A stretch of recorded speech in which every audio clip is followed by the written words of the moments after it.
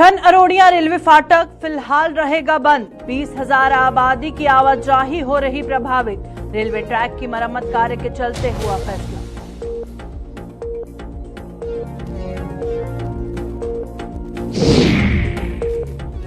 Sarod toll plaza मामले में आमरण अनशन जारी। पुलिस प्रशासन की अपील का भी नहीं हुआ असर। टोल प्लाजा पर अभी तक नहीं लिया गया है कोई फैसला।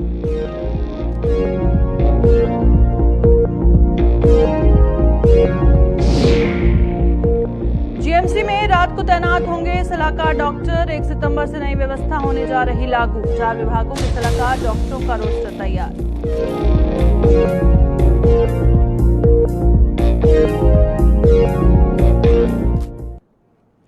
नमस्कार, जम्मू कश्मीर का ये बुलेटिन देख रहे हैं आप और मैं हूं प्रियंका गुप्ता आपके साथ। बुलेटिन की शुरुआत करेंगे कठुआ के साथ, क्योंकि कठुआ से खबर सामने आ रही है कि कठुआ जिले के अधीन आने वाले छनन अरोड़िया इलाके में रेलवे ट्रैक की मरम्मत के चलते फाटक बंद कर दिया गया है। ये फाटक बंद होने से करीबन 20,000 आबादी की आवाजाही में दिक्कतें झेलनी पड़ रही हैं और मरम्मत कार्य के चलते हालांकि एक ही ट्रैक से रेलगाड़ियों को गुजार जा रहा था और लेकिन इस इलाके के दर्जनों गांव के लोगों को सड़क मार्ग से मंजिल पर पहुंचने के लिए लंबा फासला तय करना पड़ रहा है।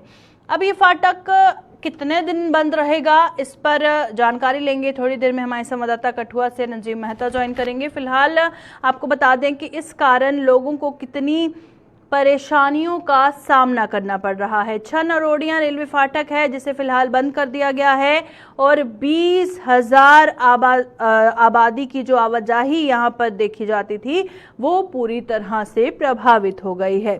अब चलिए रुक करते हैं फटाफट से कठुआ का। हमारे संवाददाता रंजीव मेहता ज्वाइन कर चुके हैं। रंजीव, बताइएगा रेलवे फाटक कब तक बंद रहेगा, कुछ जानकारी है इस हवाले से? की जो छन अरोड़िया रेलवे स्टेशन है उसका जाट जो है उसके साथ ही नेशनल हाईवे 44 से एक रास्ता ऊपरी गांव को जाता है, जहां पर 1 दर्जन से अधिक ज्यादा गांव हैं जो जिनको ये रास्ता जोड़ता है। वहां पर फाटक को इसलिए बंद कर दिया गया है क्योंकि जहां पर 5 दिन के लिए बंद किया गया है, ये कल शाम से बंद है और 3 सितंबर तक ये शाम 7 बजे तक बंद रहेगा, क्योंकि यहाँ पर जो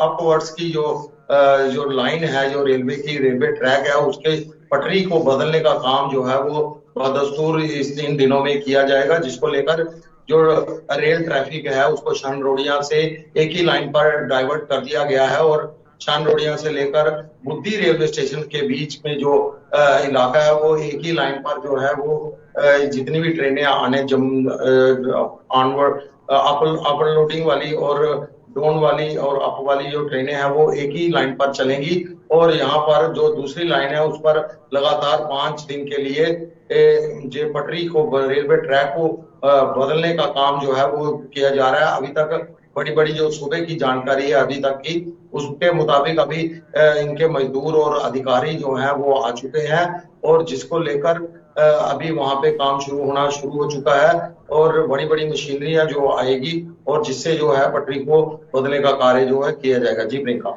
चलिए, बहुत बहुत शुक्रिया हमारे साथ ज्वाइन करने के लिए। तो रंजीव मेहता कठुआ से जानकारी दे रहे थे कि कब तक इसे खोला जा सकता है। फिलहाल लोगों को परेशानियों का सामना करना पड़ रहा है। तो चलिए अब बढ़ते हैं आगे।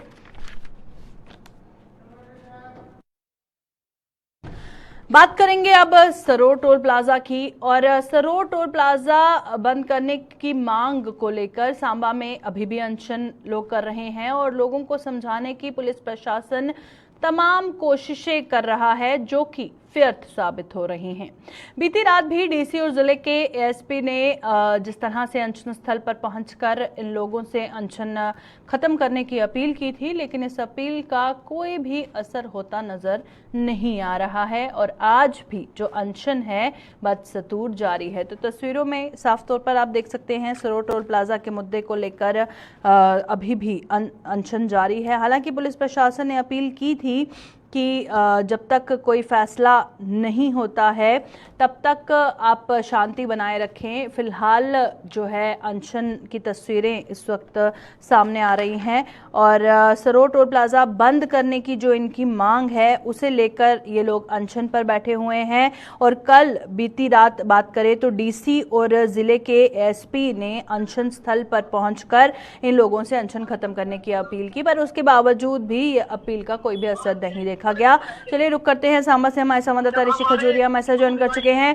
ऋषि बताइएगा, अनशन की तस्वीरें देख रहे हैं पर जब तक कोई फैसला सामने नहीं आता है तब तक ये कहा गया है सभी को शांति बनाए रखने के लिए, तो क्या इन लोगों का कहना है जब तक फैसला नहीं आता यूं ही इस तरह से ही अनशन पे बैठे रहेंगे?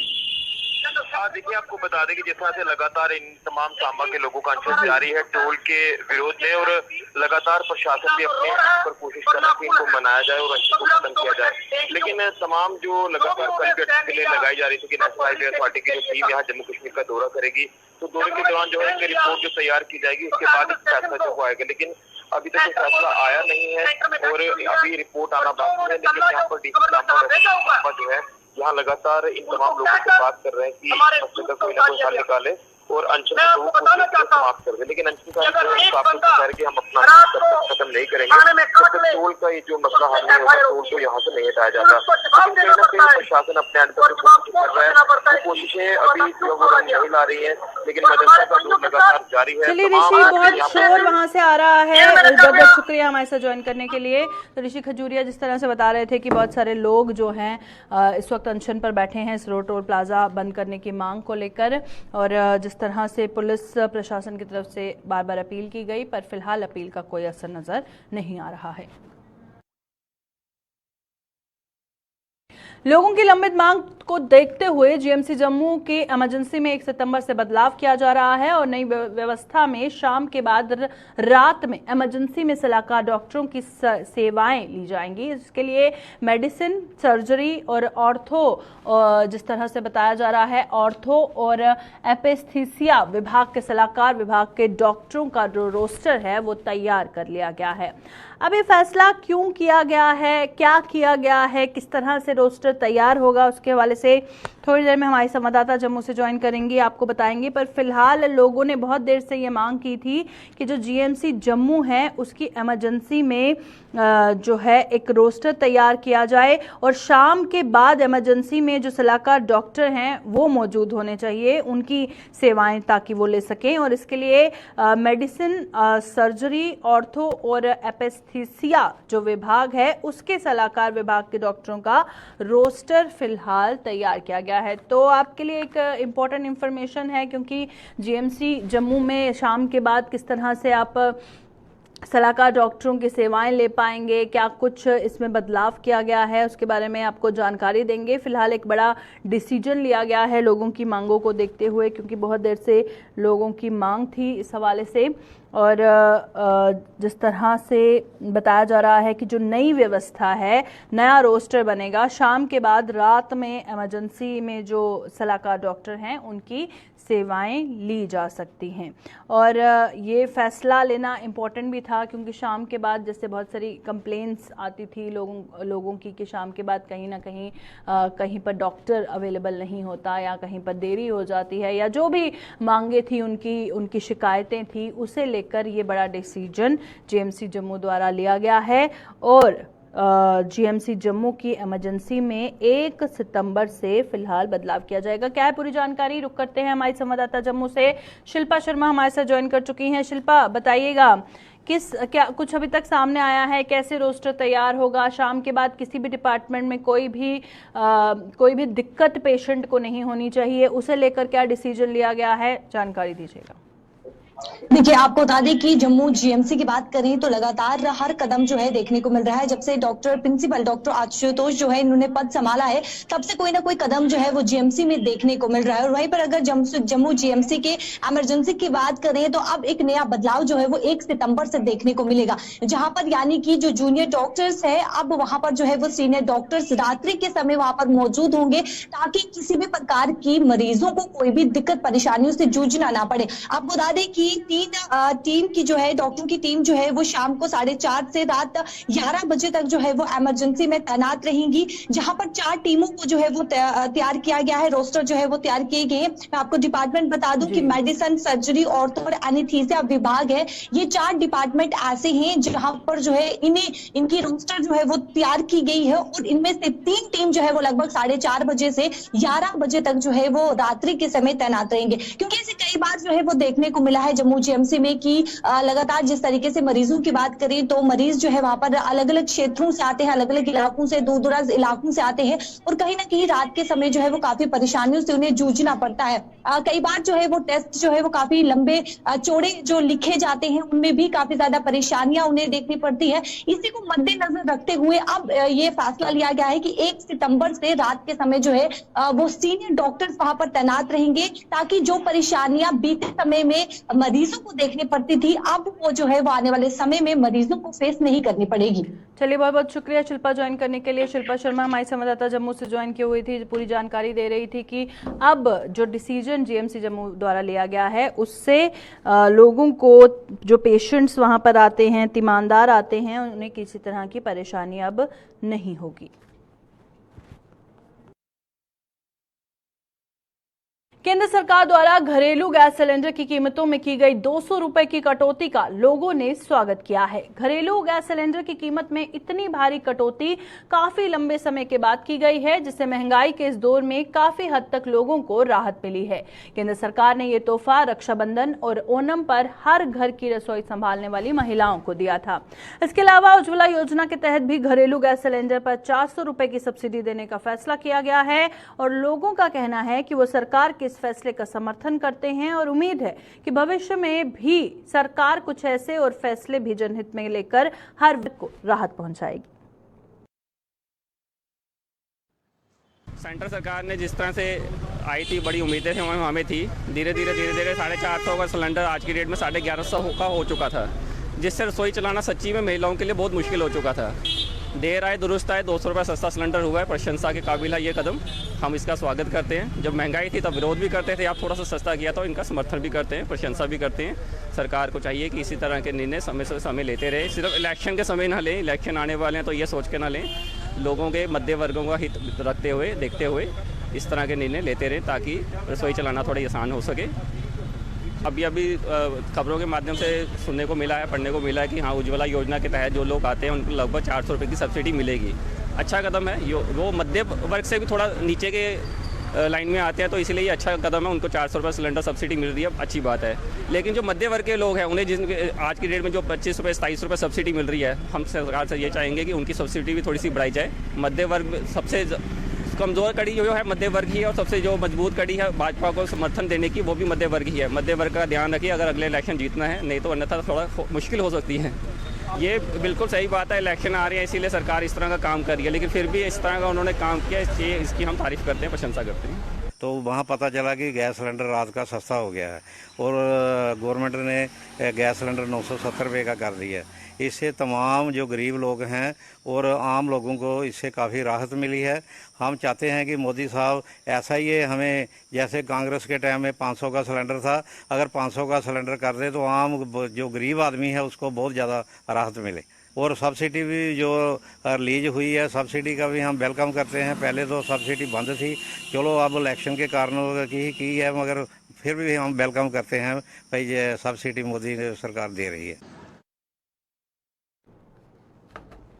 जम्मू कश्मीर के फार्मासिस्ट और मेडिकल असिस्टेंट की ट्रेनिंग करने वाले अभ्यर्थियों के लिए एक खुशखबरी है। 1 सितंबर से फार्मासिस्ट और मेडिकल असिस्टेंट की ट्रेनिंग करने वाले अभ्यर्थियों की रजिस्ट्रेशन की प्रक्रिया शुरू होने जा रही है। इसकी जानकारी जम्मू में आयोजित एक प्रेस कॉन्फ्रेंस के दौरान फार्मेसी काउंसिल ऑफ इंडिया के सदस्य सुशील सुदन ने दी। उन्होंने इसके लिए स्वास्थ्य विभाग और फार्मेसी काउंसिल ऑफ इंडिया का आभार जताया और सुशील सुदन ने बताया कि इससे जम्मू कश्मीर के करीबन 30,000 फार्मासिस्ट और मेडिकल असिस्टेंट को लाभ मिलेगा।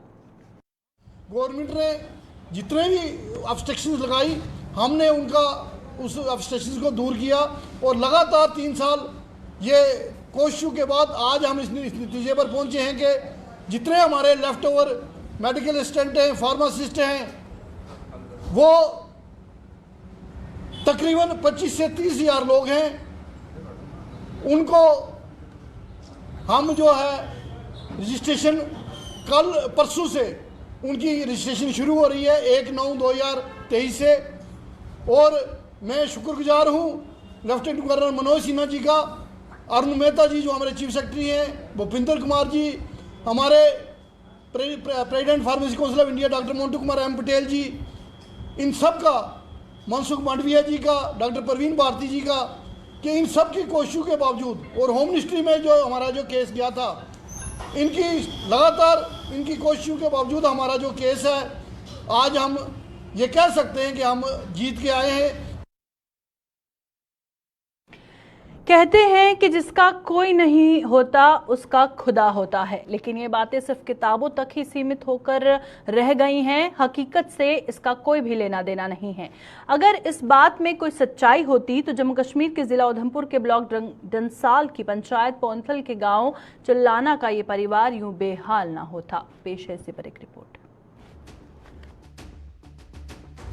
चेहरे पर मायूसी और आंखों में उदासी लिए ये बुजुर्ग महिला जिला उधमपुर के ब्लॉक डंसाल की पंचायत पौंथल के गांव चुलाना की रहने वाली कौशल्या देवी है। बिखरा हुआ आशियाना इस बुजुर्ग महिला की परेशानी और मायूसी की कहानी बयां कर रहा है। इस बुजुर्ग महिला का परिवार भारी आर्थिक संकट से जूझ रहा है। 2 वक्त की रोटी के लिए संघर्ष करने वाले इस परिवार पर उस समय मुसीबत का पहाड़ टूट पड़ा जब बारिश के दौरान इनका कच्चा मकान ताश के पत्तों की तरह बिखर गया और इस परिवार को खुले आसमान के नीचे ला खड़ा कर दिया। आई दी नहीं सोनी बगाने अंदर रौनी सोने जगह दी बरखे च सही रौंदे केह् करना बच्चे निक्के निक्के। मेरे भी बच्चा इक तो इ'यां जम्मू औंदा ओह् बी ध्याड़ियां लांदा ते एह् बी लांदा ध्याड़ियां खानी असें हैं कि'यां कोठी नहीं कोई पान दिंदा ये घरे नहीं लगे पेदे। तुस भाई साढ़े बारे सोचो। मकान के नाम पर कौशल्या देवी के पास घर का छोटा सा हिस्सा बच गया है। मकान के बचे हुए इस हिस्से में कौशल्या देवी और उसका परिवार रह रहा है और इसमें ही खाना भी बना रहा है। बड़ी परेशानी होंदी नहीं सोनी बरांडे सोनी बच्चे लाड़िया की एक बच्चा 4 बच्चे बंदे हुई दे एक इन्ना हा कमरू किन्ने जने सही सकदे रोटी खानी पकानी समान ही होंदा अपना इ'यां बाहर। यहाँ पे आपने आज मौका देखा है, यहाँ पे आपने देखी है इनकी जो कंडीशन है, जो हालत है बिल्कुल बद से बदतर हालत है और कैसे ये दिन काट रहे हैं। मुझे भी आज इनको मैंने यहाँ पे देखा तो मुझे भी लग रहा है ये कभी भी ये गिर सकता है। यहाँ पर ये रोटी खाना वगैरह अपना शाम का बनाते हैं, इनका बहुत बुरा हाल है। दलदल में धंसे इस परिवार के लिए अपने बिखरे हुए आशियाने को दोबारा खड़ा करना आसमान से तारे तोड़ने जैसा है।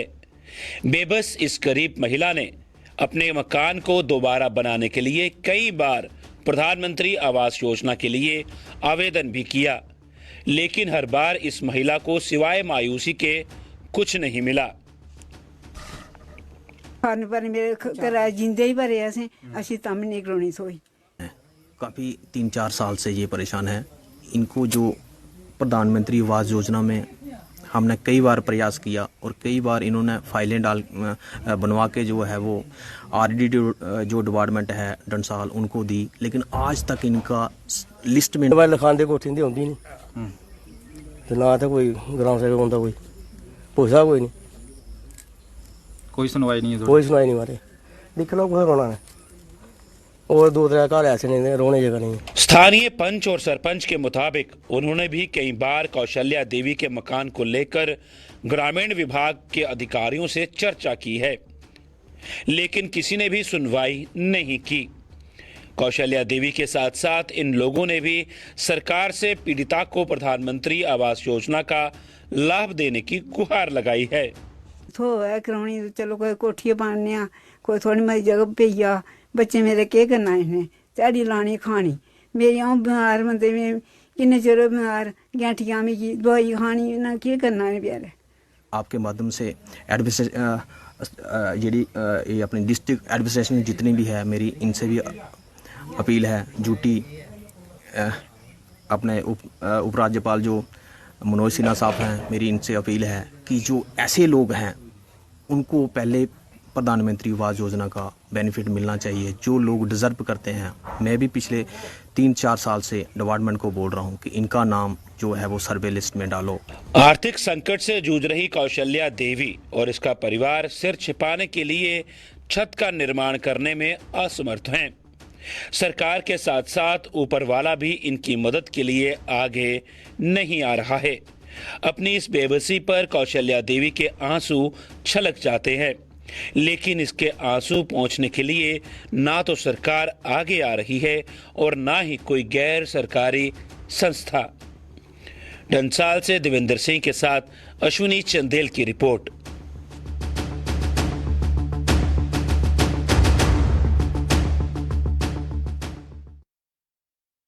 त्योहारों पर देश की सरहदों की रक्षा के लिए तैनात सेना के जवान भले ही अपने घरों से दूर हो, लेकिन इसके बावजूद उनके लिए त्योहारों की खुशियां फीकी साबित नहीं होती। रक्षाबंधन के त्योहार पर इन वीर जवानों को बहनों की कमी महसूस न हो, ये बीड़ा उठाया है सीमावर्ती इलाकों में रहने वाली महिलाओं ने। रक्षाबंधन का त्योहार इस बार आज और कल 2 दिन मनाया जा रहा है और हर बार की तरह इस बार भी सीमावर्ती इलाकों में रहने वाली बच्चियों और महिलाओं ने सेना के जवानों की कलाइयों पर रक्षा सूत्र बांधकर उनकी लंबी उम्र की कामना की। जम्मू के एक सरहदी इलाके में उत्सव जैसा माहौल देखा गया, जहां इन जवानों ने रक्षा सूत्र बंधवाए और अपनी बहनों की रक्षा का प्रण लिया। हम घर से काफ़ी दूर है तो हमें घर की कमी महसूस हो रही थी। रक्षाबंधन का त्यौहार भी आ रहा था, पहली बार घर से बाहर हुए त्यौहार पर, तो बहनों की कमी महसूस हो रही थी। लेकिन आसपास से हमारी बहनें आई, हमारे देश की बहनें आई, हमें रक्षाबंधन पर राखी बांधी, तो वो कमी महसूस नहीं हो रही। और हमने भी बहनों को वचन किया है कि आप निश्चित होकर भारत से घूम सकती है, फिर सकती है, निश्चित होकर सो सकती है, उनकी रक्षा हम करने के लिए। क्या कहेंगे, कितनी खुशी हुई है आज घर से बाहर हैं तो लगता है कि खुशी हुई है कि काफ़ी सारे लड़के। हाँ, घर से बाहर आज बहुत बड़ी खुशी हुई है कि हमारे लिए इतनी बहनें रक्षाबंधन पर राखी बांधने के लिए आई है। बहुत खुशी हुई है, बहुत अच्छा लग रहा है। क्या कहेंगे? जी सर, बहुत सी बहनें हमारी राखी बांधने के लिए पहुंची है। मैं पहली बार घर से दूर हूँ तो थोड़ी कमी महसूस हो रही थी अपनी बहनों की, पर बहुत खुशी हुई हमारी बहनें राखी बांधने के लिए आई। मैं भारतीय सेना का एक जवान हूँ, घर से पहली बार दूर हुआ था सर, तो थोड़ा अलग सा लग रहा था, थोड़ा अलग अजीब सा फील हो रहा था। कैसा लगा कि राखी बांधी है बहनों ने? बड़ी खुशी हो रही है साहब, बहनें हमारी आई, हमें राखी बांधी, तो थोड़ी कमी महसूस नहीं हो रही है सर, बस बाकी सब बहुत खुशी हुई सर। देश की रक्षा करते हैं तो बहनों को क्या वचन दिया है कि हम लोग यहाँ पे हैं, आप निश्चिंत होकर सो सकते हैं? जी सर, अपना यही है कि हम अपने देश की, अपनी बहनों की, इनकी रक्षा करेंगे, बस ये वचन है सर। जवान भाइयों को राखी बांध के मुझे आज बहुत ही प्राउड मोमेंट फील हो रहा है, बिकॉज ये जो हम अपनी फैमिली से दूर हैं, काफ़ी अपनी सिस्टर से दूर हैं, तो इन्हें ये लोनलीनेस फील ना हो कि ये कोई भी इन्हें मतलब कमी महसूस ना हो, तो हम अपने भाइयों को राखी बांध रहे हैं ताकि कलाइयाँ सुनी ना रहे। और ये जो हमारे लिए इतनी मतलब मुश्किलों से जूझ कर हमें रात देर तक ड्यूटीज देकर हमें आराम से सोने की जो मिलती है, वो इन्हीं वजह से मिलती है। एंड तो मैं ये नहीं चाहती थी कि आज इन सब की कलाइयाँ सुनी रहे, इसलिए आज हम इनको राखी बांधने आए।